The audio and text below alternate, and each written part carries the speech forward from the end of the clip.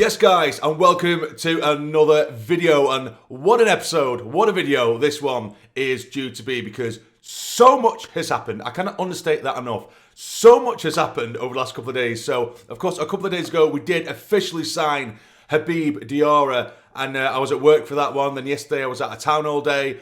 And my God, did a lot of things happen yesterday. Nothing quite official, but a lot of rumours, a lot of reports, particularly from Fabrizio Romano, who, at this point, I'm pretty sure is just an SAFC fan account, because every sort of 2 hours, every couple of hours, you refresh your Twitter feed or your X feed, and he seems to be posting something else about Sunderland. There's player updates, potential signings, there's staff that have been taken on by the club, or at least potentially, and the official announcement of Jacques as well, who seems to be the brain and the puppeteer behind all of these potential signings. And I didn't even think he'd set foot in Sunderland by this point, because he hadn't been announced, but he was announced yesterday, which we will get into. And just to top it all off, when I first got up this morning, this little beauty has been announced. Just the cherry, the icing on top of the cake is this one, because what a gorgeous kit that is. But anyway, before we get into everything in this video, do us a massive favour, smash the like button for me. I hate saying that, it cringes me out, but I don't care. Hit the like button for me, I'm excited. And if you're excited as a Sunderland fan, it is a very exciting time to be a Sunderland fan at the minute. I didn't think I'd ever see the day where we're getting linked with such exciting players, and the colossal amount of players we are getting linked to. It's really exciting. And subscribe if you're new. We've got so many subscribers, or new subscribers, coming into the channel lately, which I really do appreciate. If you watch the channel, you think I'm deserving of your subscription, if you hit the subscribe button, it really is so appreciated. It helps out. So I have no sort of lineup in order of where I want to start today. I've made a couple of notes, which I rarely do. As you guys know, I often miss out so much stuff because I just press record and ramble on. But I have done a few notes of just players to hit, because there are that many. So apologies if I don't go into too much detail. I just don't want to do a 45-minute long video, and it will take that long. But we will start off with this one, because it's a sort of the admin. If anything, it's the least exciting out of everything else, and it's still very exciting. This is the Sunderland new away kit. I think it's on sale as of tomorrow, I believe. And I will be pissing my money down the drain the second that shirt goes on sale, because it's a beauty. I mean, just look at that. I know you guys look at me as a fashion idol, and I can give you all the fashion advice you want. But this, I mean, come on, you don't need to be daft. This is an absolute beauty of a kit. And of course, it reflects previous kits. It's another sort of retro-inspired kit, and it's an absolute beauty. I mean, let me know in the comments down below what you think about it.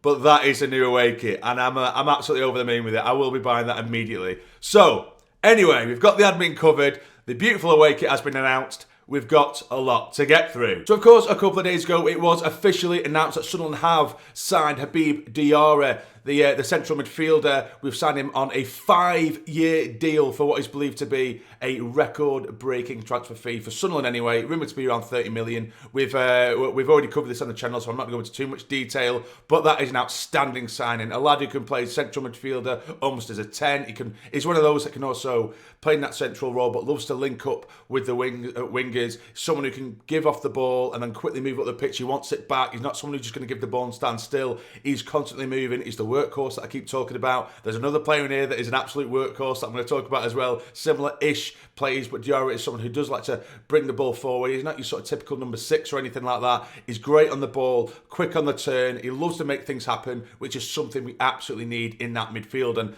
like I've mentioned in the previous video, talking about Diarra, absolutely outstanding signing. He was a player that Leeds wanted a lot, and that is going to be a theme in this video, by the way, because there's another 2 players that it was only a couple of weeks ago where Leeds fans or some fan accounts were making compilations of these players saying welcome to Leeds, and it looks like they're on the brink of joining Sunderland. Well, at least one of them anyway. But we will move on. So yesterday, it wasn't the greatest of starts, because the first sort of update we did get was on Marcin Bulka, and some of course, again, I keep referring to previous videos. We knew that he was in touch with a Saudi club, Neon, who have an endless amount of money to spend, and it looked like his head was getting turned by the money, which it is what it is. I get it. He's 25-year-old, but someone who's in his almost prime, he's played plenty of games, 25 years old, to say that the money of Saudi sort of is his priority as opposed to furthering his career in the Premier League and playing games as well, not just on the bench, someone who's definitely going to be competing for number 1. I think that says a lot about a person. Again, I'm not knocking him for it. However, if he wants to go and get money, fair enough, fair fucks, off you pop, I'm not interested. But then literally moments later, within, I think it was an hour or two, our goalkeeping sights got turned elsewhere, and to an even better goalkeeper. So Petrovic, the Chelsea goalkeeper, it was only a couple of seasons ago where a lot of Chelsea fans were saying that they wanted him to be their number one, or at least mould him into their number one. He played several games a couple of seasons ago for Chelsea, including a penalty shootout save against the Mags, which immediately is my favourite player in the world. But then he went on loan to Strasbourg, which a lot of, again, Chelsea fans, they didn't want that to be the case. They wanted to see him play. And he had an absolutely outstanding season there. And I did see a chart, I saw a table yesterday. I don't know exactly how they work it out with the stats and statistics, but essentially what it was the best under 25 goalkeepers in the world, the top 10. And Petrovic was number 4. And guess who was number 7?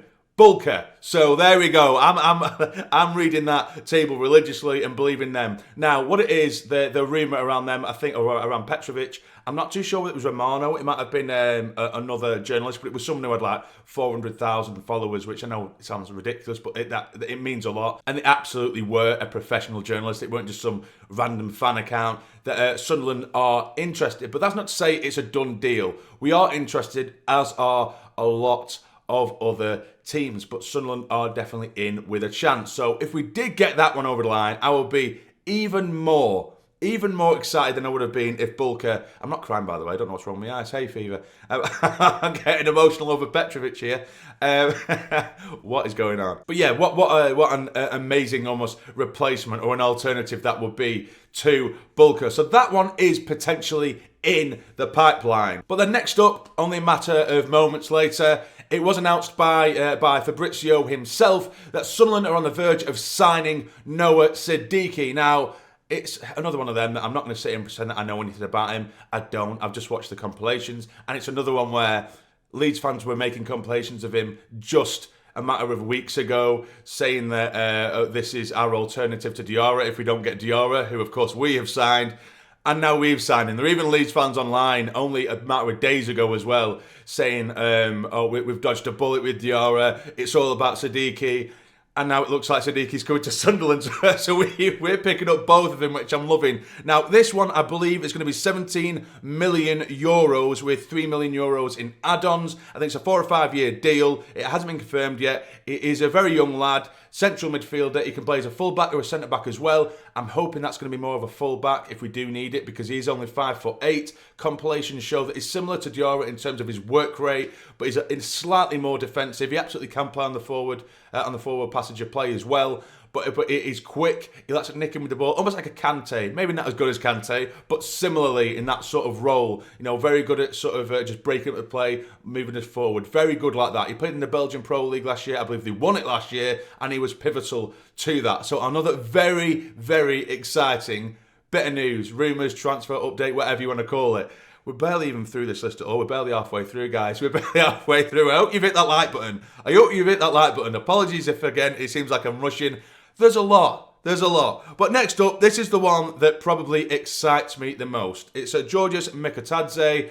I'm going to pretend that I said that right, because that just rolled off the tongue there. I could have absolutely butchered it. But it is the Lyon centre-forward. Now, of course, Lyon at the moment, they're going through a real tough period because they've just been relegated from League 1. I don't know if it's financial fair play, or I think they have some kind of financial issues where they've sent them down. I'm not going to pretend I know the ins and outs. I'm sure one of you guys will know better. I just saw the announcement that they were relegated because of some kind of financial reasons, or the way the club's being run, whatever it is. So, of course, now a lot of their best players are just there for the taking. Now, the interesting one with this one is called Mkhitadze, centre forward. I think he's 24, 25-year-old. He scores goals. He has plenty of assists in him. I thought he scored like 13, 14 goals last season with that 9 assists. He's someone who he can drop deep from the top and play in that sort of 10 role if he wants to. Link up with play, is strong, very skillful, can score goals, and that would be, for me, the marquee signing. I say that, but then we get linked with someone else who's even better, and it's happening every day, which is stupidly exciting. But I've got a sort of perfect segue to the next thing here, because with Mikautadze, which again would be the marquee signing for me, is absolutely a class above, and I think he could play maybe a top 6 Premier League side.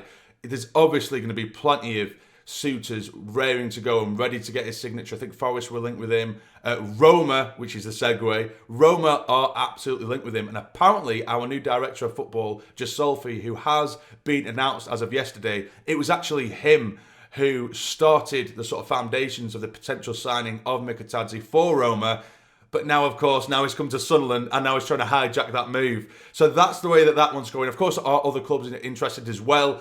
But if Jalsolfi can get that done, then he's an immediate hero. And I think he's an immediate hero anyway, because apparently he's been pulling the strings in half these transfers before he even set foot in Sunderland. So he's doing an absolutely belting job there. So yeah, Jalsolfi has been officially announced. He's saying all the right things. I've seen the statement. He's very excited. We know that he rejected a lot of big teams and Newcastle as well.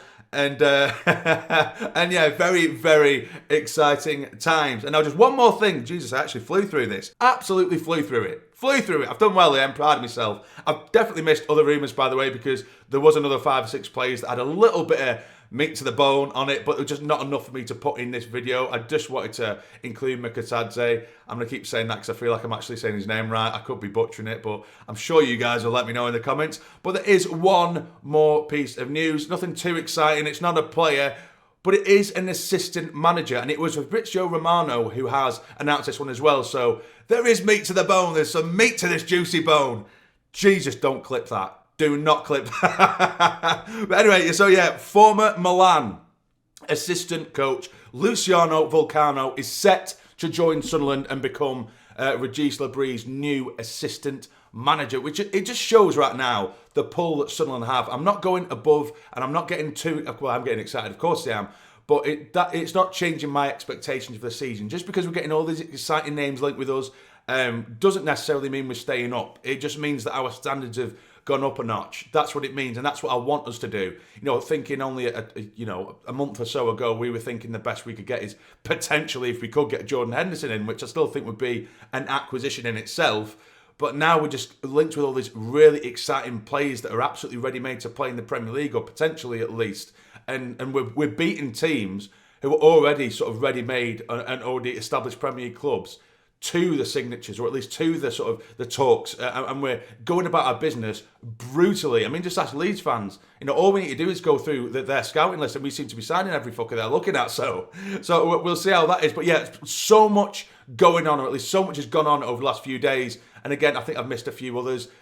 Really, really late last night, there was some late reports that we might be interested in Kyle Walker-Peters, a fullback, of course, who I would be very interested in signing as well. But that was only very light in terms of reports. We'll have to wait on that one. And I will just say, before I do wrap up the video, I know I've just absolutely blitzed through this. I will just say on a bit more of a lower note, a sadder note, I have, of course, seen the news this morning that Diogo Jota is reported that he has sadly lost his life tragically in a car crash. I believe his brother may be involved. I'm not going to speculate because that's just disrespectful. However, that is absolutely heartbreaking news. I believe that he was only married over the last week or so as well. I can only imagine what the family are going through right now. So I'd just like to just pay my respects on the end of this video and rest in peace, of course. And my thoughts and condolences go to their family and friends. But I'm going to leave it there on that. I know I've just changed the tone a lot there, but I just thought I'll at least throw it as a football fan or as a fan. And just a person, I thought it would be right to just throw it on the end of this video. But I will leave it there. So if you can hit the like on the video, it'd be massively appreciated. And subscribe if you are new. Take care, keep the faith. How are the lads?